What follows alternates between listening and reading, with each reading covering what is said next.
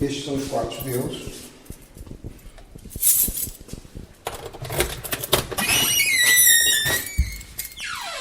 Estamos no Centro Educativo da Bela Vista, em Lisboa. Ao todo, estão internados 24 jovens que, à luz da lei, cometeram crimes e que, por terem idades entre os 12 e os 16, ficaram sujeitos a esta medida corretiva. Tiago Sousa é o psiquiatra responsável pela saúde mental nos centros educativos da área de Lisboa. Cerca de 90% destes jovens e adolescentes com pelo menos um diagnóstico de doença psiquiátrica, ou de uma perturbação psiquiátrica, a grande maioria acaba por ser de perturbações da conduta, de hiperatividade, de oposição, perturbações disruptivas, portanto com grande impulsividade e grande irritabilidade, e não doenças que sejam doenças psicóticas graves, crónicas para o resto da vida, ou doenças bipolares, perturbações do humor muito graves. Não, são mais reações de ajustamento e de oposição. A raiz do problema é comum a muitos deles. Muitos destes jovens têm uma dificuldade enorme em descansar, em dormir, e acabam por ser uma bola de neve de estruturação mental, que vão usando substâncias e começam a viver nesta roda viva que é difícil de travar. Sem estrutura, sem exemplos na própria família, a maioria das vezes, não sabem bem, andam perdidos. E que perturbações são essas? Perturbações de ansiedade também são frequentes, ataques de pânico, fobia social, agrofobia, perturbações do humor com depressões, doenças bipolares tipo 1 e tipo 2, hiperatividade, desatento. Nas psicoses, os pedopsiquiatras acabam por não querer fazer o diagnóstico muito precoce, porque como há um desenvolvimento, portanto depois também há as perturbações de desenvolvimento, não é? Com algumas... Mas do que é de fala, de raciocínio, do desenvolvimento cerebral, que no fundo que pode dar deficiências, autismos, perturbações de tiques, perturbações obsessivo-compulsivas. Uma bola de neve que termina muitas vezes em ofensas à integridade física, roubos, furtos e, por vezes, em tráfico de estupefacientes.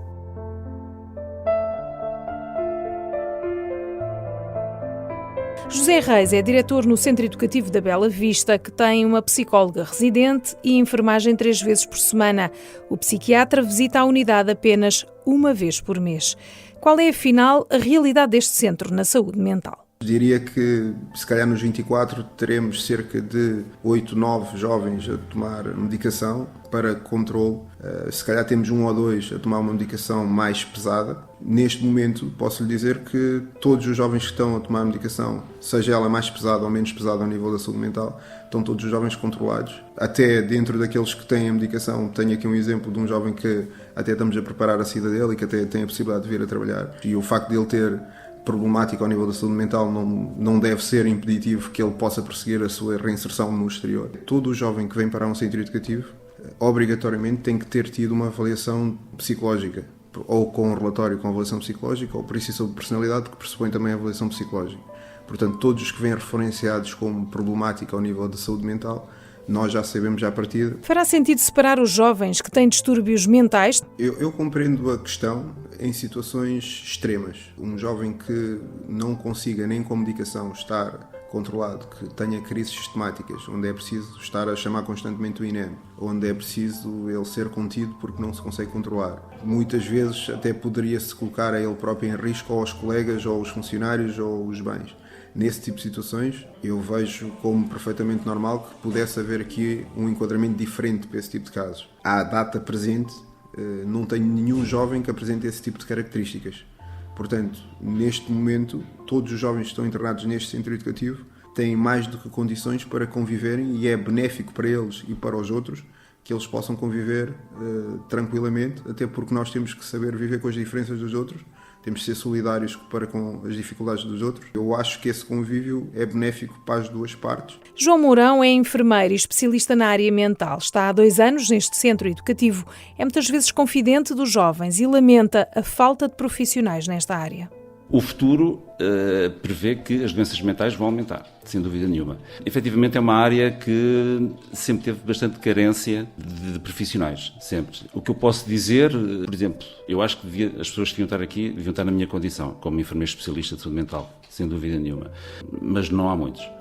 É uma realidade que não há muita gente e, portanto, às vezes é um bocadinho difícil de gerir isso. Alguns jovens já vêm medicados, outros jovens que, ao chegarem, nós eventualmente identificamos aqui algum problema e neste momento temos, portanto, um psiquiatra que vem cá uma manhã por mês.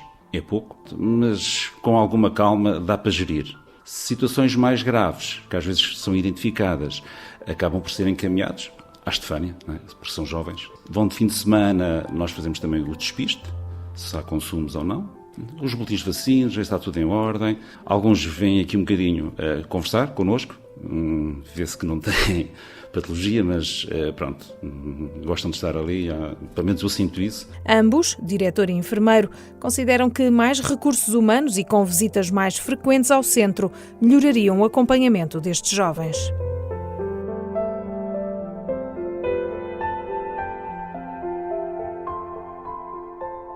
Os contactos com o exterior, através de chamadas telefónicas, são muito importantes. Ajudam a fortalecer laços com a família e a sair de muros. E essas chamadas foram recentemente aumentadas, até mesmo antes da visita da Provedoria de Justiça, explica o diretor José Reis. Foi uma situação que, quando recebemos, na altura já estava a ser tratada e foi referido aos representantes da Provedoria. O regulamento interno estava a ser revisto na altura e na altura já tínhamos aumentado o número de minutos concedido a cada jovem, mas ainda assim, depois da vinda deles, porque era uma situação realmente pertinente e que poderíamos melhorar, aumentámos o número de vezes. Neste momento eles podem fazer 6 vezes entre receber e efetuar chamadas para a família, 6 dias em 7, e aumentámos o tal número de minutos, porque agora penso que vão até 5 minutos. Para além disso, neste momento já temos disponível o Skype a funcionar. Com quem podem falar estes jovens?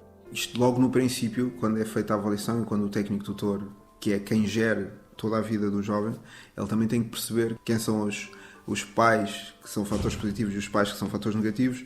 Portanto, tudo é avaliado para perceber se é uma mais-valia ou uma menos-valia para aquele jovem ter contacto com determinada pessoa. E também é sempre tido em conta qual é o efeito que aquela pessoa tem no percurso do jovem. Que significado tem este contacto para os jovens? Isso, nós temos aqui uma regra e temos os dias de chamada. E nesses dias, claro que sim, faço as minhas chamadas todas. E aproveitas para falar com quem?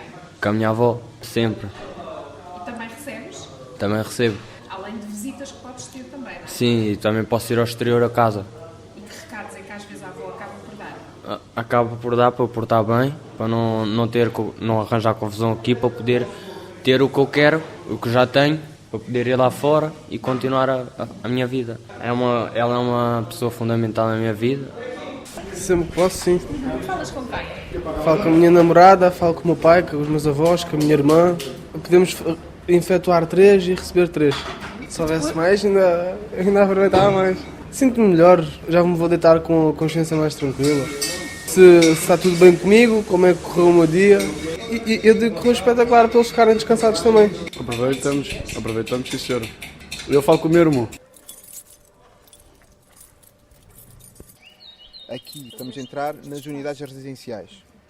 Esta é uma das unidades, que é a unidade de regime semiaberto.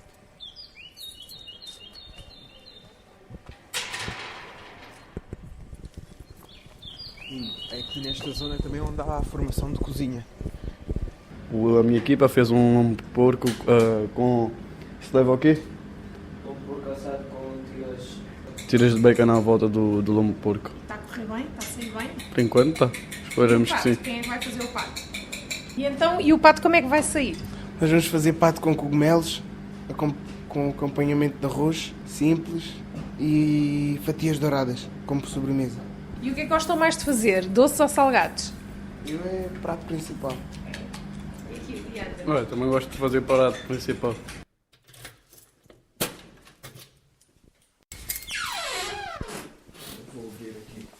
Todos eles têm então uma cama, têm este mural onde podem pôr...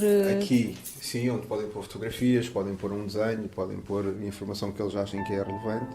Depois, cada um dos quartos também é identificado com o número do jovem. Em algumas situações, as palavras que são ditas acabam por poder fazer uma diferença muito maior do que nos adultos, ou seja, portanto, há uma maior probabilidade de reabilitação e que isso vai fazer uma grande diferença na vida do próprio e todos os que o rodeiam. Destes agressores, no fundo, os que têm perturbações mentais, que são cerca de 90%, mais os que estão em treinamento do que os que estão em acompanhamento educativo, se identificarmos muito bem quem é que tem perturbação mental, é que podemos fazer uma reabilitação como deve ser. Normalmente levantam-se por volta das 7 e pouco, porque dá tempo para fazerem a higiene pessoal, tratarem dos dentes, tratarem da limpeza dos quartos, fazerem as faxinas, depois tomarem o pequeno almoço, porque às 8h40 eles começam as aulas, quer seja a formação básica, quer seja a formação tecnológica. Depois tem um intervalo aí por volta das 10h10, depois prosseguem até à 1 da tarde as aulas, almoçam por volta da 1, depois do almoço fazem uma reunião, fazem a avaliação da manhã. Nessa reunião, para além da avaliação, é feita a preparação da tarde, prosseguem até às 6 da tarde, voltam para as unidades, tratam outra vez das limpezas, porque para jantarem às 19, depois de jantar tem outra vez a reunião da avaliação de como é que correu a tarde, e depois, nessa fase, trata-se também dos telefonemas e trata-se de... é completamente preenchido. Aquilo que estavam a fazer levou-os a uma detenção, a cumprir uma pena, que em adultos acaba por ser uma detenção, não é? Numa prisão. É fácil demonstrar-lhes que a vida deles não está a correr muito bem, mas que ainda são muito novos e que isso pode ser mudado, pode ser melhorado. Normalmente o que eu vejo é que isto é a primeira vez onde eles ouvem isto, nunca ouviram isto. José Reis, o diretor, gosta de manter proximidade com estes jovens e diz que uma boa relação é meio caminho andado para a reabilitação. Está tudo bem? Isso é que é trabalho, não é? Não, tudo bem, eu estou a registar. Seu Jorge e seu Guilherme, muito bem.